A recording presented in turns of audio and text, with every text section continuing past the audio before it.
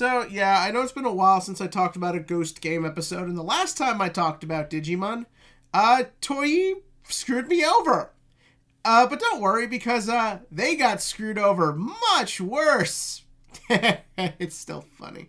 But yeah, no, people have wanted me to talk about these last couple episodes of Ghost Game, so that's just what we're going to do here today. The picture's not going to change, so I don't get copyright struck again. And going forward for weekly content or weekly episode reviews and stuff, whether it's Yu-Gi-Oh! Or Digimon or anything else I feel like, I'm actually getting a webcam, and I'll just do face cam so I don't get in trouble again. But that will be how we'll handle things like that going forward. But for right now, we're just going to talk about the Digis. Let us start right where we left off with episode 18. The Land of Children. Bad. Really bad. Like, insanely bad. Just a fucking mess. And not really that entertaining. Like, you got the mom who's terrified that she forgot who her son is. They didn't do anything with that. The kids lost their memories, which didn't play into anything. Because the rest of the episode was just generic and bad. Just bad. The Witching Hour, episode 19. I fell asleep. I literally fell asleep. I gave up on this one so quickly. I slept. I slept. So anyways, let's talk about the two episodes that people actually give a shit about. Episode 20, Prison of Fire. This is actually really fucking good. Like, I genuinely really got into this one. So the way this episode opens is that this house is on fire, guy's trying to get out, but when he walks out of the front door, he just, like, crumbles to dust in front of his family. Like, such a fucking dark image and such a great way to get you into it. Because, like, it's not just the dude dies, it's like his fucking parents watched as their child is just incinerated. Great way to start an episode. And what's great is they used two Digimon who look scary. You have, was it Dark Lizardmon and Black Birdramon? I don't know. But those are not, like, friendly, fun Digimon. This isn't your normal episode where it's a misunderstood creature who's, like, kind of fun and cute. It's like, these are monstrous creatures. And even their voice actors were very intense sounding the entire time. It really worked. And it allows it to play in one of the bigger aspects of the show, and that is, how do the Digimon integrate into human society? And this episode we find out, not well. It's one thing for small Digimon, like the group that Angaramon is helping, and it's one thing for Digimon who befriend humans, like our main characters, but for Digimon like these, who are bigger, bulkier, harder to hide, probably need to eat a lot more food than the others, what are they supposed to do? How do they fit in? They're much more powerful, they're much more violent, they're much more just dangerous by the nature of just what they are. That doesn't fit into our society, and you see how that affects them. You see how not having a place in this world and just being afraid to even just walk, how it scares them. The way the fear of what our world could do to them and what it's already doing to their mentalities is really compelling and really interesting. And I just like how the episode just kind of fucking starts. You already got dude who's teamed up with Jellymon, like, they're in a fire prison. You see Hiro and Ruli, they're at an amusement park. They're just having a fun day, and the way it's just kind of, like, instantly destroyed. I'm always a big fan. As much as we all love a good build-up and setup, there's just something so, like, guttural and just, like, cathartic about the idea of blink and everything goes horribly wrong. When done correctly, I think it can be really effective, and in my opinion, it was here. I really enjoyed watching just everything get ruined, and then, like, they're trying to fight, and you see, like, Ruli get trapped in the fire prison, and, like, there's some of the fact that we already saw someone die from it. It's not the threat of, oh, if you move, you get hurt. It's like, no, we know someone fucking died. Like, that really makes it feel real. Meanwhile, you then have Hiro, who ends up in a fight with Dark Tyrannomon, Dark Lizardmon.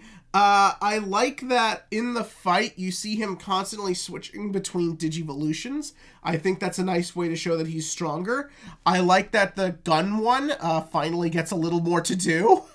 That was a really good series of fights, and I really like the way It all comes to an end just when he just flat out fucking says, we just want to go home. That's the guy who played Orga in Iron-Blooded Orphans and Reiji Akiba in Yu-Gi-Oh! Arc 5. This guy is a really good actor, and he's really good at giving personality and depth to characters who could feel like they would just be like one-note, overly big masculine people. So that was really cool right there. Then you get into the big thing where it's just like, they're so desperate to believe Hiro can help them that they like won't listen to reason or won't let him explain themselves. They're just looking for the Black Godamon. They gotta find the Black Godamon or Black Tailman. It doesn't matter. But yeah, no, the whole bit, and even like the bit where when they ask what happened to that guy, and he's just like, humans don't turn into Digitamas. That's so good, so simple, so to the point. I love it. And then you get to the end of the episode, Black Godamon shows up and just like opens the portal and lets them back. Nothing that Hiro could do mattered. Nothing anyone could do helped the situation. The things that are still bigger and things they don't understand is still the problem. Like, there's something just kind of scary about the idea that you have this burden and this weight of trying to deal with the Digimon, and you don't even know why this is going on or how you even really fit into this. That's a nice fear to play into, and I think this week's episode, or last week, or it's weird, like, it's weird talking about this, but I think it does a really good job of continuing that trend. First up, they bring back Arukenimon. I loved Arukenimon in Season 2. So creepy, so strange, so mysterious. Then when you see the Digivolution, it's fucking horrifying. And I like the way this one actually evolves the concept. In Season 2, Arukenimon and Moneymon didn't really interact with people that much. They were just kind of there and did their things, and I'm going to be honest, did they really even need to look human? Would it have made a difference if Arukenimon in the digital world just looked like a big spider monster? But no, here I like the idea that she uses a disguise. I like that she takes the sunglasses off and looking mighty sexy there, Arukenimon. But no, I like the fact she can interact. I like that she has agency. I like that she has intelligence. I like that she plays into what's going on with Hiro and just being able to just say, oh, I'm a friend of your mom's, and she's doing science shit and all that good stuff, and I know about the Digimon. That's good, and that gave me this real fear. Oh my god, what if she like ate Hiro's mom's brain and that's where she got all that shit? And just doing things like, I'm here to eat brains. For those of you who don't know, I'm a big fan of any sort of like cerebral horror. So the idea of just like, she's eating their brains to use their intelligence or measure the intelligence or whatever. And the fact that, again, we know that she's already killed several people. They fucking open with that. That was so badass horror. It was awesome. And then, like, the idea that everyone is just stuck in this confined space. Like, there's a lot of space to run, but everywhere you turn, there's more threats. There's more evil Digimon. And even if you can fight off a few, you can't fight them off forever. And the idea that they do end up getting captured, and they're about to fucking die. She has them. If she'd been smart and ate all the kids first, this show be over. That's where that would go. But no, she, of course, naturally is obsessed with eating Gamamon, so that way she can understand how he functions, and she's just going to go after everyone next. And then right when she does it, Gauss Gamamon shows up. And what I really like, if you notice, when Gamamon says he's digivolving, he doesn't sound his usual, like, loud, excited, let's go do this shit. It's very much just kind of like this voice of pain, like he doesn't want to do this. And you can make the argument, yeah, he's not happy right now. But I wonder if it plays into that idea that Gauss Gamamon is something a lot more darker and evil in him, and the idea that he's giving into that, even if he doesn't understand it, scares him. And so naturally then, just blows up Arukenimon, and let's assume all the other ones are dead too, and then the episode ends, and we have my only problem with both of these, and that is, once again, we just kind of have this status quo ending. What's going on with Hiro? Oh no, his mom is fine. It turns out Arukenimon just like somehow intercepted the message? Like, how the fuck does that work? Like, was it in the earlier draft the mom dies? I hope so. But yeah, like, that's just kind of annoying with this show, is that we kill any momentum we go by having to have the happy, the gang's all together ending.